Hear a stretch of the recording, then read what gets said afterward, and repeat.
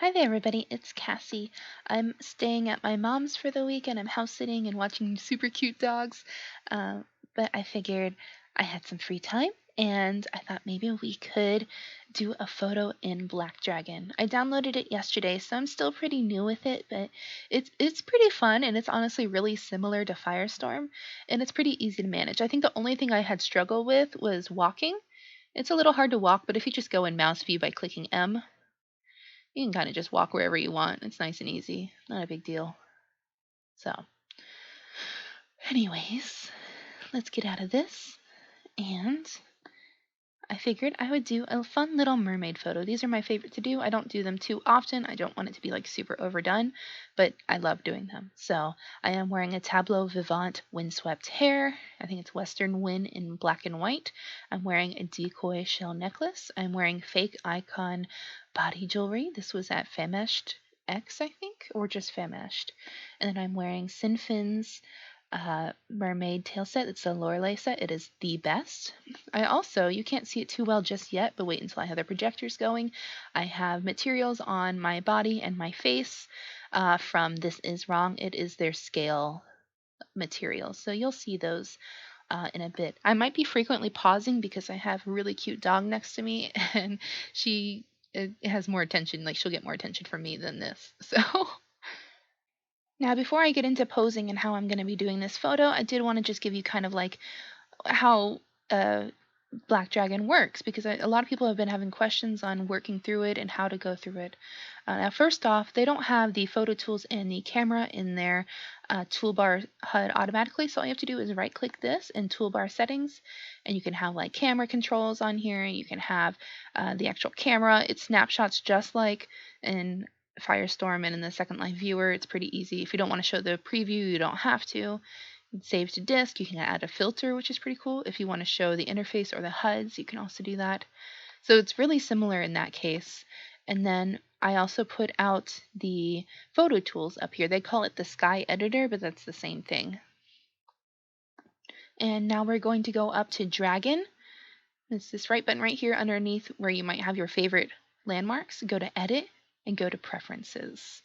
Now, preferences, it looks pretty overwhelming, and it is a little different from how the Firestorm is. I feel like it's a little backwards compared to it, but it's still, once you look around a bit, it's pretty easy to figure out. We are going to go to Display.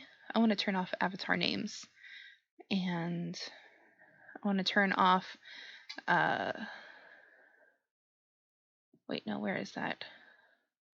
I wanted to turn off this right here, this hover text. So let's see if I can find it. Interface, maybe? I don't need tooltip at all. Oop. You guys just saw my super messy screen. I need to hide stuff. Oh well, it's fine. I'll figure that out later. That's not something that we're talking about today. So we are going to go to Display. So Display, we have a bunch of different options. We have viewer options, quality options, rendering options, wind light, deferred rendering, screen space, ambient occlusion, depth of field, motion blur, volumetric lighting, post-processing effects, tone mapping, and vignette. I don't have motion blur clicked just because that's more for like if you're wanting to do this when you're walking. It's really good for machinimas, but since this is just a photo video, you don't need that. It might make it a little too confusing for you to see everything. So first, we're going to look at viewer options. We have, if you want to have none of these borders around it, you can have borderless window option. You can have the interface size, small, medium, big, and huge, as well as how large you want your font. Okay. So don't use bug free. So let's put it on big and see how that looks then. Oh, I can't do it then. Alrighty. We'll leave it like this. I have a hard time seeing, so that's annoying. And this shows what computer I have. Everybody always asks, so if you want to see, it's that's my graphics card I use. It's a GeForce GTX. It's just my laptop. I use an Asus with Republic of Gamers. It's from 2017. Okay, now quality of options. Now, if you want to actually be able to see objects, you're going to have this on Ultra, because level of detail, a lot of people in Second Life, they're not really good at having like a proper level of detail. Like there's a lot of people that can do it right and have it at a low level of detail, so when you zoom out, it doesn't disappear. You can still go in and it'll still be fine. So when you have it on ultra, you're still able to see everything and it won't disappear. But if you have it on low, you zoom out a bit, my hair is gone, a bunch of stuff over here is all triangle-y and stuff. So it's good to have it high if you're able to afford it, but a lot of second lifers can't afford it. So if designers can start working on how to work with their, maybe it's like the topography to get that level of detail lower, that would be awesome. Avatar quality, I'm going to put on very high. These exclamation points show that it might lag your system. Luckily, I have a computer where I can handle it pretty well. So just go with what level you can. It's fine if you can't handle that too. I don't care about terrain quality. I'm on my skybox. Tree quality doesn't matter in general because those are normally like second life trees and you don't really see those anymore. Those were like the system trees. Sky quality I like to have on ultra as well. Again, it's like yelling at me because it might have possible lag. I might actually keep that on low because I'm going to have a backdrop once it's time. So we don't really need that too much. The shadow glitching is because I have my shadows all crazy right now too. Enable physics. So if you have physics to make your boobs or belly or whatever jiggle, you can have that on.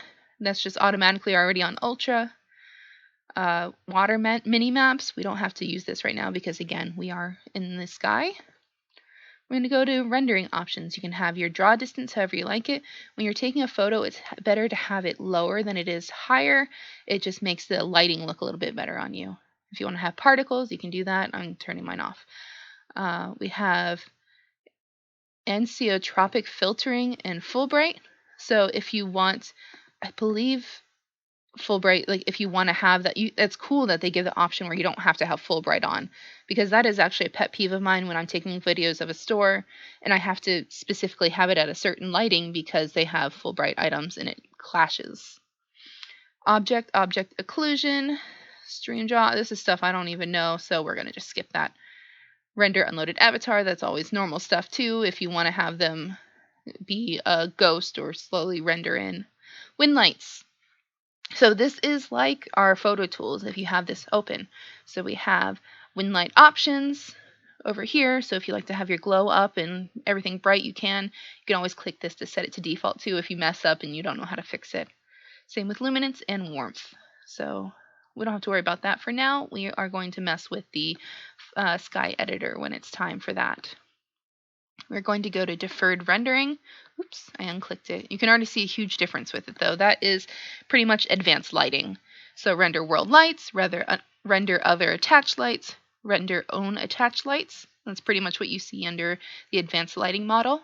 Render environment map, render high precision normals, render projector image reflections, spotlight light refractions, anti-aliasing if you want it disabled, and it was already on FXAA, which is if you hover over these, they do tell you what everything is. This option enables fast, approximate anti-aliasing. A cheap anti-aliasing reliably gets rid of jagged edges with no performance cost. We're going down here now to shadows. You can have them disabled, sun and moon, and projectors. So I believe if you even have it on sun and moon or projectors, it'll already be fine. I have it on automatic shadow distance. So I don't even really have to worry about this stuff down here. All you really have to mess with is right here. And it's, if you don't want to have this on and if you want to actually finagle it on your own, you can.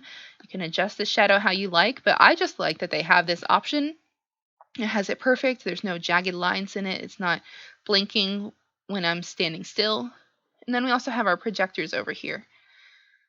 And then over here we have light softening if you want to have like a blur to it, or if you want to have it like a brighter strength of it, you can mess with these as well. It messes with the, I don't know if you can see the depth of field here. It's messing with the shadow blur. So it's not your depth of field, but it's how you want your shadow to be blurred or not. If you want it to be more detailed and crisp, or if you want it softer. Screen space ambient occlusion, you guys know I always have this on. Right now it's set to default, but normally when I go crazy with it, I normally have everything crazy and like with effect low, but everything else high. But this one I'm probably going to have to mess with just because it does go pretty harsh on the shading. like more than I'm used to with Firestorm, because if I have it like how I normally have it, it'd be like this, and it's just very, very intense. You can see like the shadows still dipping just because of the high quality. So I'm going to have to like lower things just a little, toggle it how I feel like looks best. We'll see. That's kind of cool. Anyways, we'll go to the next thing, which is depth of field. Very important to have. You can enable alphas and depth of field calculation, so that I believe that'll help. Like it might show the lines in the hair, but it won't be as bad. And enable high quality depth of field. And then you can just mess with it. I already did. I tweaked it a lot. It's the same as if you were messing with it on your photo tools. So we have the field of view, or FOV, that you'll see on the photo tools. We have the F number, but you don't want to mess with too much. Like everything is always tweaking. It's just like how you mess with a camera lens as well. It's always a little bit of tweaking, and to get it just how you'd like. Focal length, how far away you want it. So like if you're further away, things that are closer to your screen are going to be blurrier, and you have to kind of be really specific on what you're going to focus on.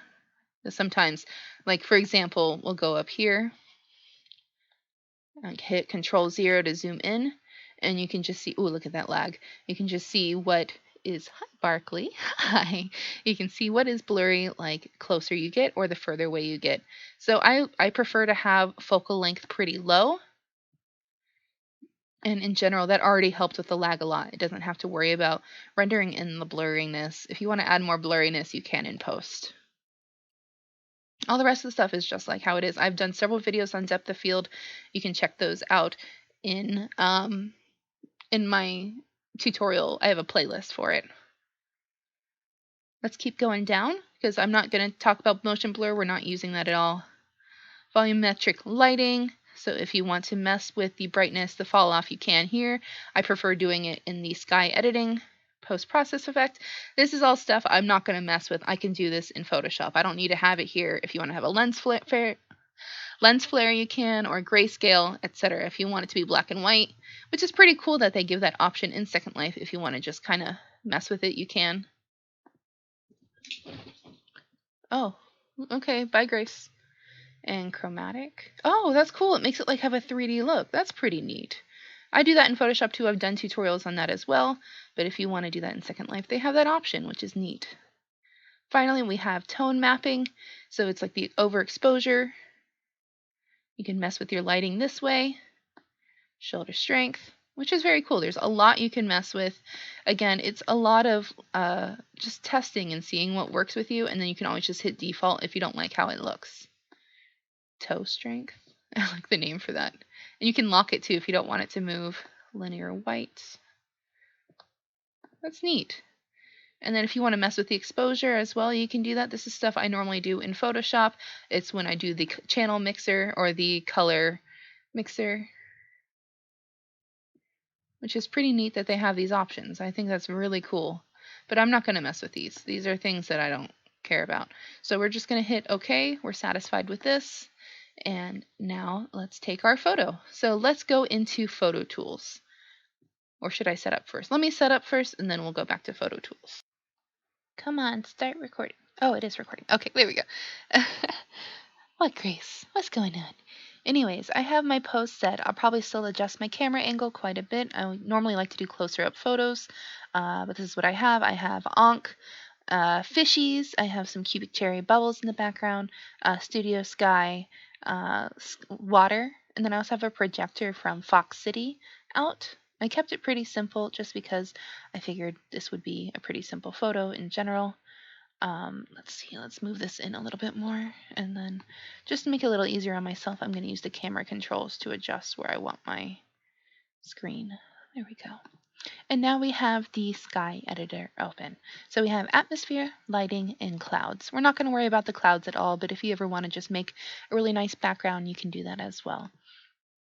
So we have atmosphere, and I might have to move the projector. It seems like it's pretty intense. So let's do that real quick just so you can actually see the difference in lighting while we go with this. Where did I put it? It's somewhere. There it is. Of course, that's why it's so bright. It's literally right on top of me. It's pretty cool though. It's like ocean waves. It came with a pose set. It was like their underwater pose set, FoxCities. So it's really nice. It comes with the fat pack, so you can't get it with individual poses, but you can get it in their fat pack. If y'all want links to everything, let me know and I'll leave them in the description. Okay. Anyways, so now we have this. We can mess with the haze horizon just like we would with Firestorm, and then these would normally be on the top row with all these. So these two are normally the top row of the photo tools, the haze horizon and density, and then you can just kind of adjust it to the color that you want. So I'm going to make these all pretty dark. I want to edit it pretty dark.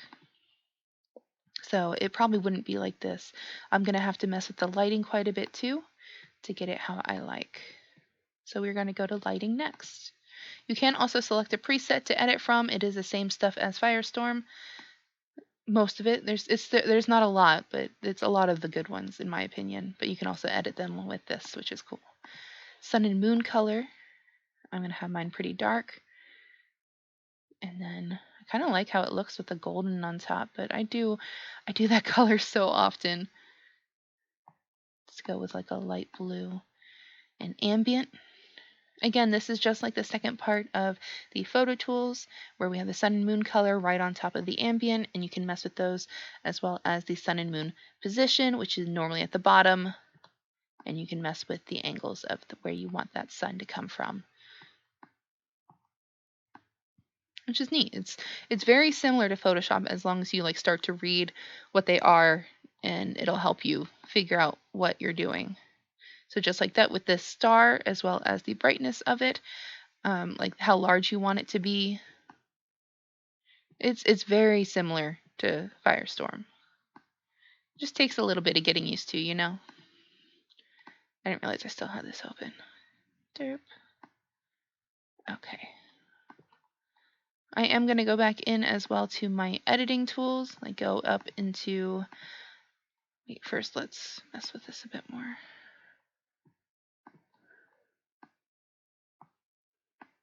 And just like I've said with everything else, a lot of it is just kind of trial and error. Mess with the buttons and see how you feel about it. I'm good with it like this, so I closed out. We're going to go to Dragon, Edit, and Preferences, and then I'm just going to mess with my graphics a little bit more because I want to mess with the Ambient Occlusion and a few other things. I don't have to worry about tone mapping for now, I don't think. We'll see. Let's see. I might want to mess with the exposure a little bit. Yeah. It's so cool how much you can do in this. It's very neat. And as long as your computer can handle it, it's pretty awesome. I like it. This even adds kind of like like the gray part of the exposure wheel, which is cool too. So let's go on up to Ambient Occlusion. Oops. Ambient Occlusion. And I'll probably mess with these settings quite a bit to get them how I like. I am a picky girl when it comes to ambient occlusion. Oh, look how pretty that looks without it though, like without the effect. That's really nice. And Gracie, what you doing?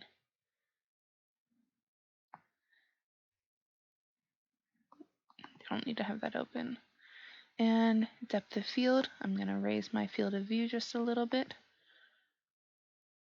She's just laying on my arm, it's so cute. And then I have automatic shadow distance on, so that's fine. Okay. Like I'm already pretty happy with this. And I'm going to just... Okay, I think the male's here. I'm going to shift this camera angle a little bit and I'm going to pause and be right back. I'm not used to dogs that bark at post office. That's what it was. It was FedEx coming by. And it wasn't even to our house. It was like 3 houses down, but at least they're attentive. He's a good boy. They have a chow here as well as a black lab mix. It looks like it's a little bit of pit in it. Very sweet dogs. Anyways, let's get back to this. Oh, I like this right here. Maybe if I lift my head a bit more, it'd be good. And maybe if I change my hands. Let's do that. That is my right hand. Yeah.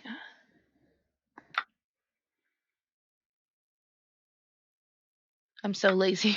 After the fate play thing, I'm nope. I'm not gonna do that again.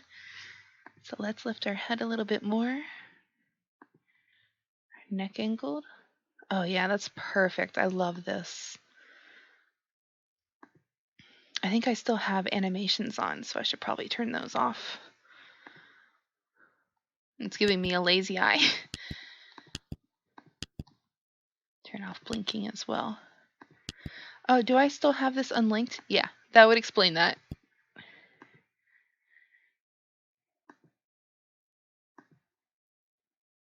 This is so pretty.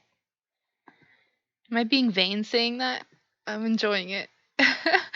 Okay, let's go with the sun editor just a little bit more now that we have the angle we like. But this is pretty easy, like once you figure out the controls and how you like it. I feel like the lighting is what you'll mess with the most when it comes to this. Of course, I'm going to the orange after all. I'm not very original.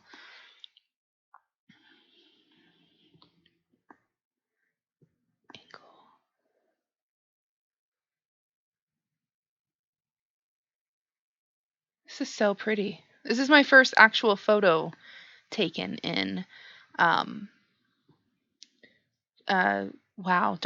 Black Dragon. Let's mess with the sun glow a bit more. It's not doing much, which is okay. Oh my goodness, boy.